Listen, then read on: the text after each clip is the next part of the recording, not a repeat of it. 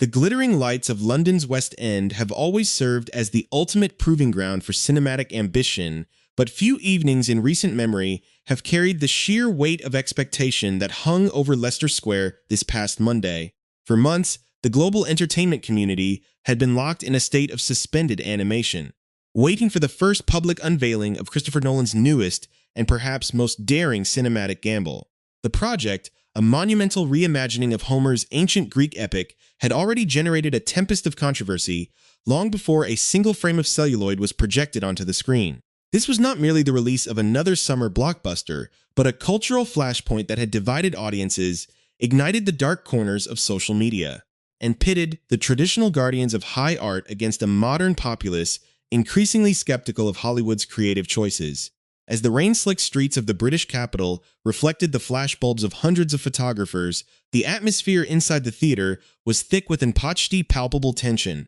a collective breath held by executives, performers, and onlookers alike, all wondering whether this massive vessel would sail triumphantly into port or shatter against the rocky shores of public opinion. To understand the immense scale of this moment, one must look closely at the filmmaker who stands at the center of the storm, a director whose name has become synonymous with intellectual blockbusters that challenge the boundaries of structure, time, and human perception. Throughout his celebrated career, Christopher Nolan has consistently reached for the grandest canvases imaginable, transforming complex scientific concepts and historical turning points into visceral,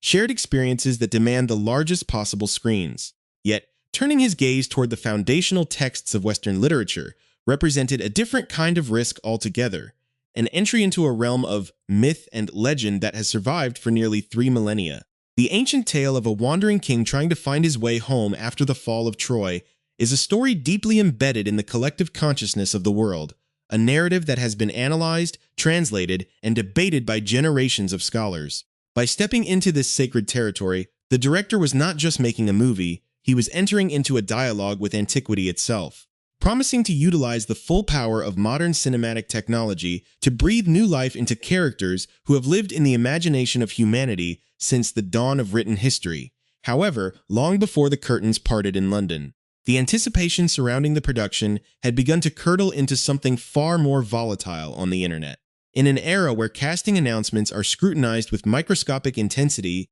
the decisions made by the production team became the catalyst for a sweeping wave of digital fury that seemed to grow more intense with each passing week. Online forums and social media networks became battlegrounds where traditionalists and self-appointed protectors of historical accuracy clashed fiercely with those defending artistic freedom and contemporary interpretation. The brewing storm was fueled by a growing sense of resentment among certain segments of the fanbase who viewed the unconventional casting choices as an unnecessary departure from the source material, a modern imposition on an ancient text that did not require updating. As the months rolled on, this digital backlash evolved from a murmur of discontent into a deafening roar of disapproval, creating a narrative of a troubled production that threatens to overshadow the artistic merits of the film itself, forcing the studio to take the unprecedented step of restricting interactions on its official promotional channels. As we stand on the precipice of revealing exactly how this creative war played out between the passionate public and the elite critical establishment, we invite you to become a permanent part of our community. If you want to stay informed on the deepest stories behind the biggest cultural events of our time, take a moment right now to subscribe to our channel, turn on all notifications, and join us as we continue to break down the spectacles that define modern entertainment. The heart of the pre-release anger centered primarily on several high-profile performers, whose inclusion in the legendary Greek landscape drew immediate and aimed hostility from various commentators and online groups. Among them, the casting of celebrated actress Lupita Nyong'o in the dual roles of Helen of Troy and her sister Clytemnestra became an immediate lightning rod for societal and cultural debates regarding beauty, representation, and historical fidelity. For many critics online, the decision to cast a black woman as the figure traditionally described as the most beautiful woman in the ancient world was seen as a deliberate provocation, a choice that drew sharp public condemnation from high-profile figures, including prominent social commentators and even tech billionaires who used their massive platforms to validate the growing sense of outrage. The controversy was further exacerbated by the inclusion of trans actor Elliot Page in the role of Elpenor, a tragic young sailor from the hero's crew, an announcement that was initially plagued by wild, inaccurate rumors regarding the specific character he would be playing, leading to a wave of preemptive mockery and ideological grandstanding across the digital landscape before the truth of his actual role was finally clarified. Yet, perhaps no single casting decision raised more eyebrows or caused more genuine bewilderment among industry insiders and casual fans alike than the enlistment of global music superstar Travis Scott to portray the ancient bard who guides the narrative. To many, hiring a contemporary rapper who had never held a major acting role in a serious dramatic production felt like the ultimate example of stunt casting, a transparent attempt by the studio to inject modern commercial appeal into a classical narrative to attract a younger demographic. The director, however, stood firmly behind his unorthodox choice, offering a sophisticated defense of the decision by noting that the ancient tradition of oral poetry, through which these grand epics were originally shared across generations, finds its closest modern analog in the rhythm and delivery of contemporary rap music. This philosophical justification did little to calm the waters of internet skepticism, and as the premiere date approached, the divide between the director's visionary confidence and the public's deep-seated anxiety reached a fever pitch, setting the stage for a dramatic confrontation between the online jury and the professional critics who were finally about to see the finished masterpiece. The heavy velvet curtains of the London theater finally parted, and as the initial waves of digital hostility continued to break across the internet, the specialized world of professional film criticism stepped forward to deliver its highly anticipated verdict. For months, the digital landscape had been dominated by voices of doubt, but the moment the official review embargo was lifted on social media, an entirely different narrative began to emerge, one characterized by an outpouring of absolute adulation that stunned even the most optimistic studio executives. Members of the Hollywood critical fraternity, writing on platforms like X, seemed to compete with one another to find the most glowing adjectives to describe Christopher Nolan's sprawling vision. Author and film commentator Eric Davis led the charge, breathlessly declaring the adaptation to be an absolute triumph and a crowning cinematic achievement from one of the great filmmakers of our contemporary era. This overwhelming wave of professional praise served as a stark, dramatic counterweight to the online fury, suggesting that when the lights went down, the cinematic experience itself had completely obliterated the preconceived biases that had festered online for nearly a year. At the very core of this critical success was the sheer technical ambition that has long been the hallmark of the director's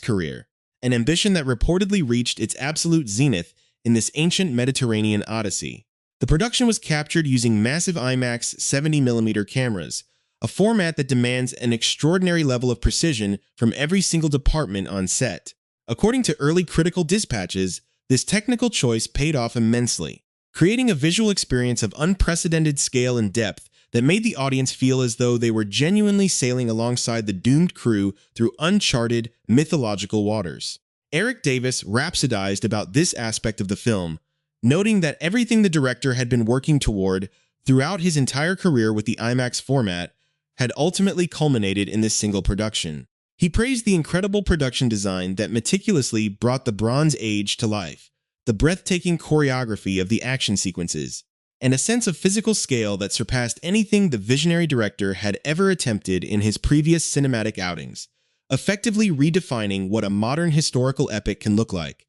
However, what truly surprised many seasoned critics was not just the expected visual grandeur, but the unexpected tonal shifts that the director introduced into this classic narrative structure. Rather than presenting a clean, idealized version of Greek mythology, the film reportedly leans heavily into the dark, terrifying realities of a world governed by capricious and vengeful deities. The early reviews reserved a significant amount of praise for these specific horror sequences, which caught many viewers completely off guard. The director was widely credited for striking a brilliant, precarious balance throughout the lengthy runtime, managing to genuinely unsettle and terrify the audience during encounters with ancient monsters and supernatural forces, while never losing sight of the deep, rich humanity that remains at the very center of the story. This willingness to explore the grotesque and the frightening aspects of the myth added a layer of psychological tension that elevated the project from a simple adventure story into a deeply affecting study of human survival against cosmic indifference,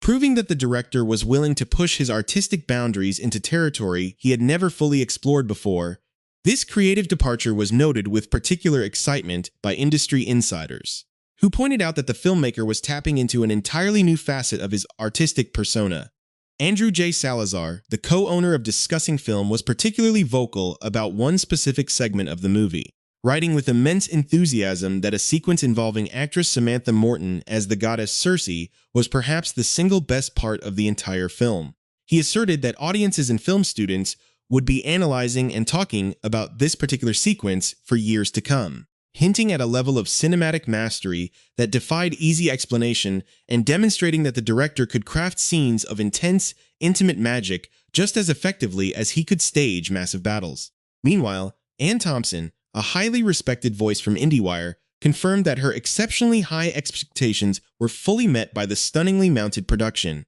declaring after her IMAX viewing that the film had instantly established itself as the definitive frontrunner for the upcoming awards season. A cinematic juggernaut that would be incredibly difficult for any other studio release to beat in the major categories. As the critical praise began to accumulate, it became increasingly clear that the success of the film rested heavily on the shoulders of its extraordinarily stacked ensemble cast, a group of performers who had to navigate both the complex language of the adaptation and the intense public scrutiny surrounding their hiring. At the center of this massive narrative arc is Matt Damon, who takes on the monumental title role of Odysseus, the brilliant but deeply flawed king of Ithaca, whose decade-long journey home forms the emotional spine of the entire narrative. Playing opposite him is Anne Hathaway as his fiercely loyal wife Penelope, who must endure her own psychological war at home while resisting the aggressive advances of a palace overrun by hostile suitors. The younger generation of the tragic royal family is anchored by Tom Holland, who portrays their isolated son Telemachus, a young prince fighting to maintain his father's legacy in a kingdom that believes the king is long dead. Critics noted that within this star-studded framework, every single actor was given a genuine opportunity to shine, bringing a grounded, emotional reality to characters who could easily have felt like distant, cold figures from a forgotten textbook. Yet, despite the immense star power of the central family, it was the performances of the supporting cast and the villains that seemed to generate some of the most intense excitement among the early viewers. Robert Pattinson, taking on the role of the villainous suitor Antinous, reportedly delivered a performance of such chilling, charismatic malice that he threatened to walk away with the entire movie. Reviewers openly marveled at his ability to command the screen, with Eric Davis confessing that Pattinson absolutely stole the show for him, crafting a memorable antagonist whose presence infuses the palace scenes with a constant sense of dread and danger. Alongside him, the divine elements of the story were brought to life by powerful performances from Charlize Theron as Calypso and the aforementioned Samantha Morton as Circe,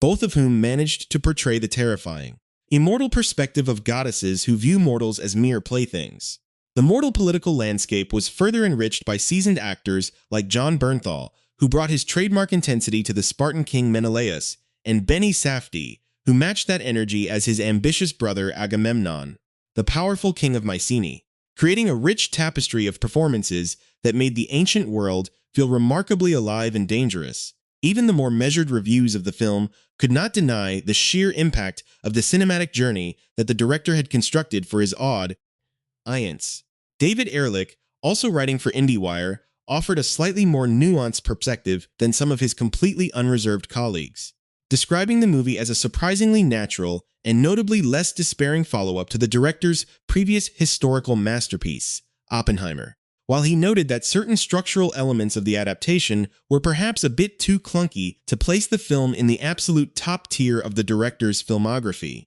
he freely admitted that the spectacular final act of the movie completely rewards the audience for the long, arduous journey they have undertaken. This acknowledgement that the film successfully sticks the landing after such an intense build-up only reinforced the growing consensus that the public was dealing with a monumental cultural event, a must-see theatrical experience of the summer that would inevitably dominate cultural conversations for the remainder of the year, regardless of the controversies that had threatened to derail it before its London debut. The stark contrast between the ecstatic professional reviews and the persistent skepticism of the internet has exposed a deep, permanent divide in how modern audiences consume and evaluate epic storytelling. Nowhere was this tension more visible than on the official social media channels for the film, where studio executives felt compelled to restrict comments entirely to prevent the promotional campaign from being completely overwhelmed by digital anger. The primary focal point of this ongoing cultural battle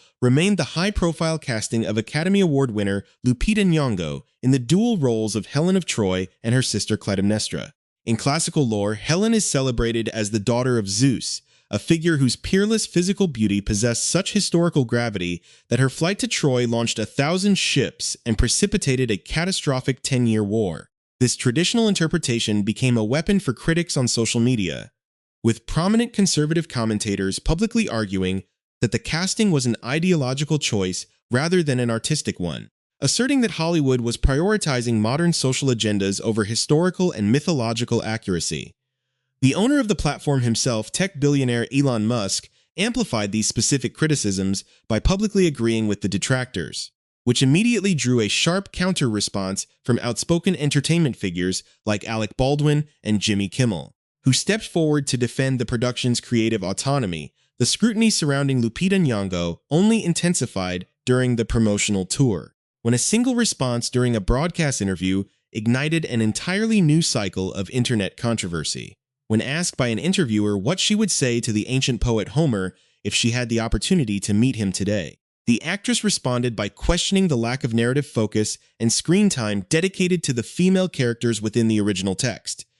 jokingly reminding him not to forget the women of the story. While intended as a light-hearted commentary on ancient literary structures, the remark was quickly seized upon by hostile online factions who characterized the response as historically tone-deaf and overly reliant on contemporary social tropes. Many users poured scorn on the actress across various forums, suggesting that her perspective ignored the historical context of the Bronze Age and the oral traditions from which the epic emerged. Furthermore, in a candid profile with a prominent fashion magazine, Nyong'o frankly admitted that she had very little familiarity with the source material before accepting the prestigious role, describing the experience as an intense crash course in classical literature that forced her to immediately read the text to educate herself on the vast complexities of Greek mythology. A confession that further fueled the arguments of those who felt the casting lacked a traditional foundation. Simultaneously, the journey of trans actor Elliot Page through the production process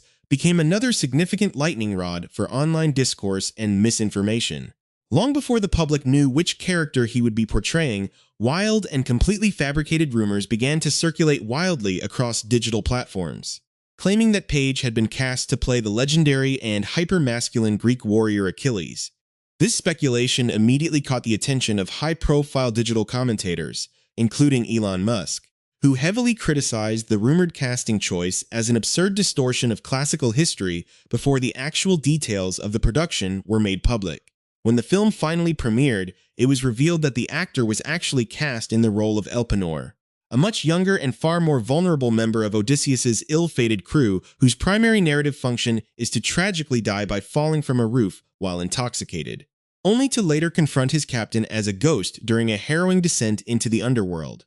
Despite the reality of this much smaller atmospheric role, the internet hostility persisted, illustrating how quickly modern cultural debates can overshadow the actual creative decisions made by a filmmaking team. The intense scrutiny also extended to global music sensation Travis Scott, whose casting as the ancient bard was initially dismissed by traditionalists as a cynical marketing ploy designed to appeal to a younger, more contemporary demographic. For an artist deeply rooted in the modern music industry and completely untested in the realm of classical dramatic acting, stepping onto a massive historical set under the direction of a notoriously demanding filmmaker was an extraordinary professional risk. The director, however, viewed the musician through a completely different artistic lens, explaining in an extensive industry interview that the decision was rooted in a deep appreciation for the history of oral storytelling. He argued that the ancient tradition of delivering grand epics through rhythmic, spoken-word poetry is fundamentally analogous to the structure, cadence, and cultural function of modern rap music, making Scott an ideological match for a character meant to represent the ancient voice of the story. This philosophical defense highlighted the director's willingness to recontextualize ancient traditions for a modern audience,